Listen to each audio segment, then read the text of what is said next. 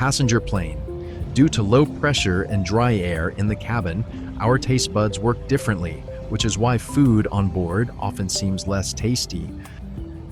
Hot air balloon. The first hot air balloon was made by the Montgolfier brothers in 1783, and its first passengers were a rooster, a duck, and a sheep.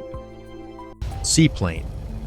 Due to their ability to land on water, these aircraft are often used for search and rescue operations at sea and for fighting forest fires.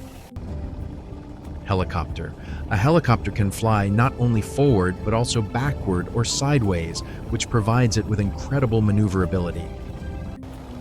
Fighter jet. Modern fighter jets are capable of flying at speeds that are twice or more the speed of sound. Airship.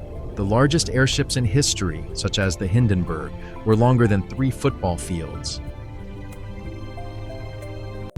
Space rocket. A rocket engine is the only one that can operate in airless space because it carries both fuel and an oxidizer with it. Glider. A glider is an unpowered aircraft that stays in the air thanks to the aerodynamic lift of its wings. Cargo plane. Some cargo planes can carry incredibly heavy objects, such as entire locomotives, helicopters, or even other aircraft.